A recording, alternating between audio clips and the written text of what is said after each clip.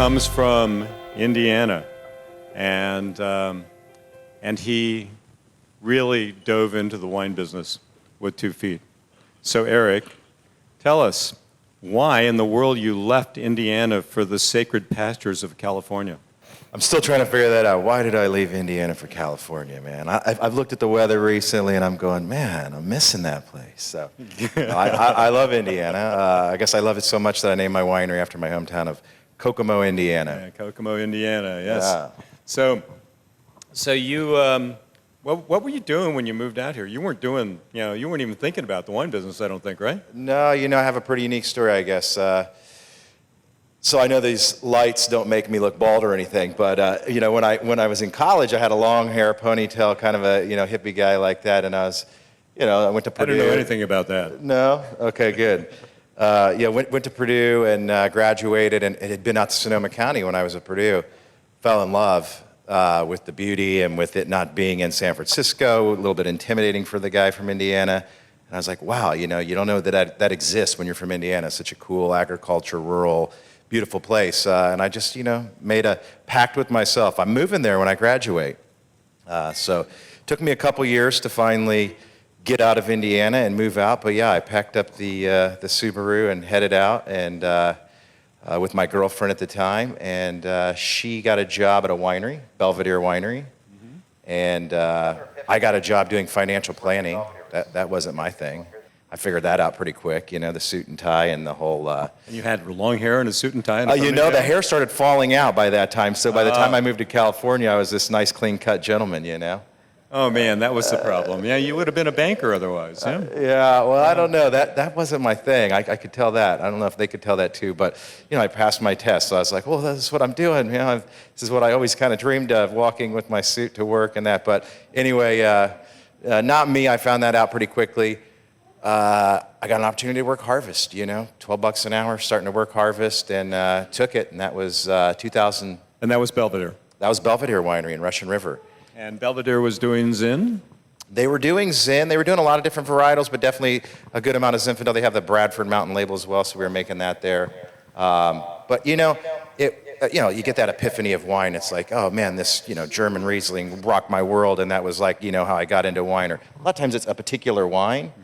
Mine was that harvest. That first harvest was like, particularly having worked, your first job out of college, suit and tie, that kind of thing, and I was just like, wow, this is amazing. I'm bringing in a crop from the, from the earth, and we're in here, fermenting it, and it's all about quality, and it's working with my hands. I'm wearing jeans and a T-shirt, and but it was an epiphany for me. It really was. I remember about 2 weeks into harvest, contacting UC Davis and going, well, man, I got the wrong degree, so I guess I'll call them up and see if I can get a graduate degree in enology. So I was pretty gung-ho about it. Yep. So you worked there for harvest, and 'cause you were smitten by the wine business, and you surprisingly stayed in the wine business because something happened at that particular place. You were saved from a fiance, and oh, he mentions it, man. I didn't know if he's gonna throw me into that one, So she ran off with the winemaker, so that was that. Long story short. I got that, so I don't know if that gave me a little kick in the butt, but after that, I'm going like, well, damn, I'm gonna make it in this, and I want to be a winemaker. They get all the girls, including mine. But yeah, I was wondering why do I have your first harvest, you're scrubbing bungs and barrels, and you're not touching grapes a lot, right? It's like, man, I'm doing all the ads. This guy's got me doing all this, I'm working with the guy who's been there the longest. I was kind of wondering why I got such a kind of a lead up like that. I thought he just liked me, but. So you went from there to where? So I went from there, which is a bigger winery. With all their brands all together, I think we were doing 80,000 cases or something. So it's pretty big. Working with a lot of different varietals, and I went to a barn. I went to Amphora Winery over on West Dry Creek and started working with Rick. So anyway, that Davis thing for me, I enrolled, and I was like, oh man, I got to take a lot of prerequisites because my degree was in business from Purdue, so it's not just like sliding right in. But I remember going, I can't miss a harvest. So then I put my application in a couple different places, my resume, if you will, and just where can I get a job? Nope, no bites. So I roll up to Rick's barn there, or actually Rich Mounts' barn, because it was on Mounts Vineyard at the time. and just said, "Hey, Rick, I tasted his wines, kind of knew him. What do you say about bringing me on?"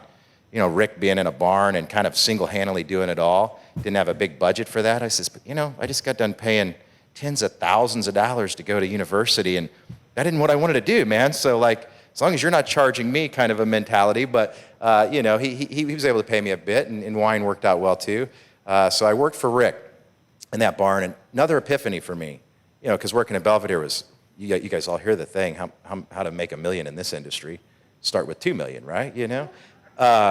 And here I am working at a winery that's like all poly tanks, not one stainless tank, all punch downs and T-bins. We had an air pump. We didn't have a Waukesha pump, so we just had an air pump. Low tech. Low tech, but excellent wines, man. So while I was working there, he Chronicle, he got best wine, but he was on a hot trail then. So he's like, we're making all these wines, getting a lot of really good recognition, and I'm seeing a very low tech way of doing it. So yeah, well, the first wines were made in holes in the ground.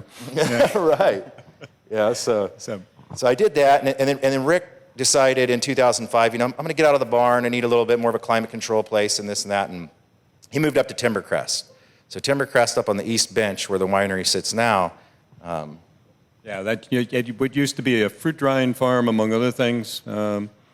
Yeah, they always grew some wine grapes there, but they had pears there. They were kind of the last holdout in Dry Creek for prunes. Yep. Yeah, one of the first wines I made in 1980, I believe, came from Timbercrest Farms. It was the old vineyard that was there. Oh, you lucky dog. Yeah, it was pretty amazing wine, actually. I tell Randy, you couldn't have left a little bit of that. You had to pull it all up in 1980. But anyway, so 2005, I moved up to Timbercrest. I meet my now partner in the winery, Randy Peters, and he's farming the whole property, 120-acre property Timbercrest is, and then he farms, his folks' place across the street, Pauline's Vineyard, named after his late mother, Pauline. And then, he also has his Peters Vineyard out in Sonoma Coast, Pinot and Chardonnay.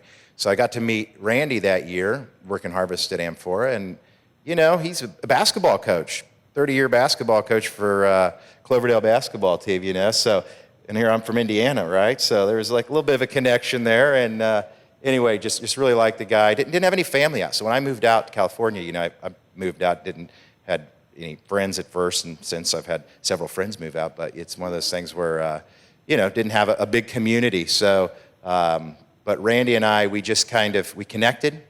He sold me some fruit. I got lucky. I got a good write-up. Kind of knocked it out of the park that first year, particularly with his Pinot. But the Zin I made that year as well. And, got his attention. It wasn't until 2008 that he actually signed on as a partner with me in Kokomo, and we built the winery now under the old pole barn there at Timbercrest. And but Randy's a huge part of it. We talk about, he has this simple quote that he likes to say. I think it's just a jab at me. Wine is made in the vineyard. Like, when I'm there, of course, he says that, right? But he's right. It is a lot, Wine flavors are made in the vineyard. Wine is made by you and me. There you go. Okay, Joel.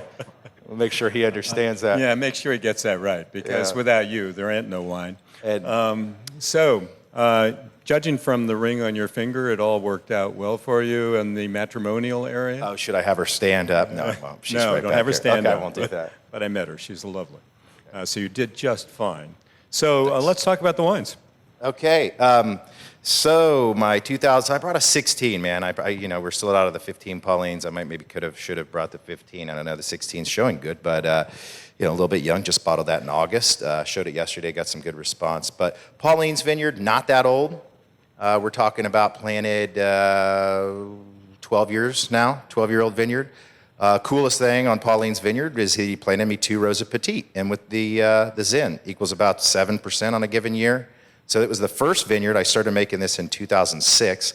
First vineyard I made with the co-fermentation with Petite Syrah, which was now become a big part of my style. But Randy took all of the budwood, like we were talking before, from the vineyard that Joel made from the old stuff, which was up at Timbercrest on the East Bench. I assume same clone as Teldeschi Vineyard right next door, or they think it is. We call it the old mother clone.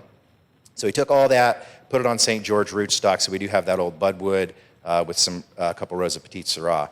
And then my Timbercrest Vineyard is right there on the estate, so it's up on the East Bench. We have 4 soil types just on Timbercrest Vineyard. So But it always blows me away. These vines are planted in 1980, so quite a bit older vines. But you could hit a golf ball, from Timbercrest to Pauline's if you hit a nice straight 300-yard, beauty drive. But it blows me away how different they are year in and year out. It shouldn't but it's the same clone, a little different age, same rootstock. I treat them very similar. Actually even had Randy pull up 2 rows of the old Zin there. I call it old, 80. It's mature.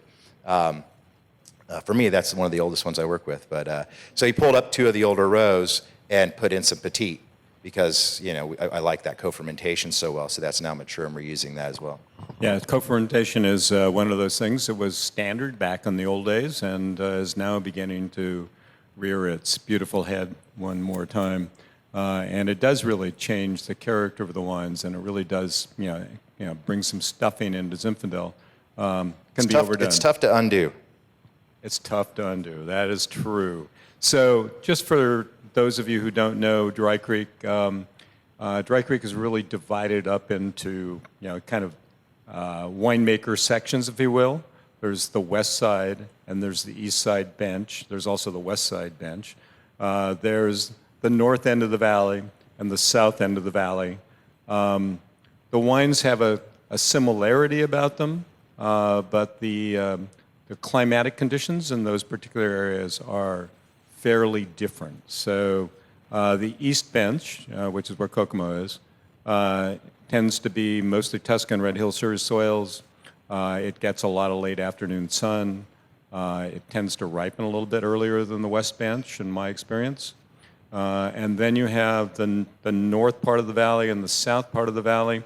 We'll let Adam talk about that a little bit. But the south part of the valley sort of comes together with the Russian River, so you get some of that Russian River influence in the South Valley.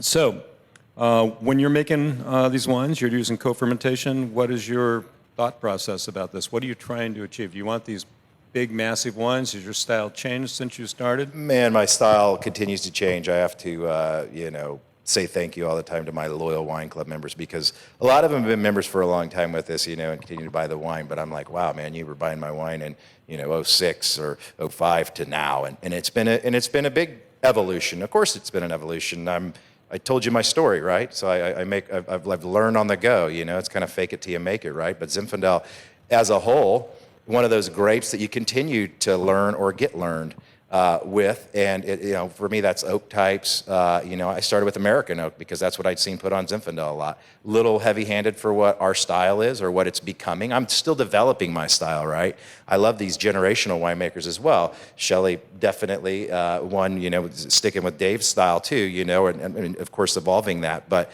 when you got a brand as storied as Raffinelli, you're going to make sure that you kind of like keep things in that wheelhouse. And for me, I have this kind of empty canvas here, blank canvas, is to get make my style. And some of my wines have never, I don't want raise any pruny, but I do want ripe. As I've made Zinfandels that have scored 78 points from the Wine Spectator. In my early days, I was like, whoa, man. I didn't know they went that low. That'll change your style up. You go like, yeah, gone, man. Let me Man, I always say it's a 20-point scale, but clearly it's a 22-point scale. So, but those will get your attention, and, now we tend to get a little better scores, which is good. But I think that's cool, that, you have those. But I was, as far as the camp goes, and hey, I love and I make a ton of stuff, right? I make a 12-1 rosé, but I make a lot of, not a Grenache, but I make a lot of varietals, crazy enough. But, with Zinfandel as it is, yes, I've made them 14-1. I've never made them in the 13s, but I've made them as low as a true 14-1s in that. And now, these 2 Zins are in the 15 that we've got here. But I think as long as they're balanced, you don't drink a single malt Scotch and go, it's hot. I don't know. I'm not trying to make that either, but as long as it's balanced, is what you're looking for here. And so, what we're looking for mainly is flavors in the vineyard to pick. And I'm the artist type. Randy's always like, he's the artist. Well, yeah, that's me, man. I definitely, Jake Bilbro asked me yesterday, what's the pH that you pick at? And I told him like probably more of a finished pH, but it's like one of those things where I don't always think about those numbers so much. Yeah, I do. When it's harvest, I'm looking at those pHs and we're looking at past vintages and so on. But I'm more of that artist type all throughout the winemaking. What makes me feel warm and fuzzy is dipping that thief in a barrel and tasting the wine versus that, analysis. It's reading that page that this is where all the wines are at. That's just, kind of where I come from. But when you're eating those berries, and yes, that crunch of the skin, being a part of it, of course, the seeds and that, but it's flavors. And I'm trying to train my palate. Think about how tough that palate is, right? I mean, we get once a year to work on that palate, and our palate's wading through 24, 5, 6 bricks of sugar.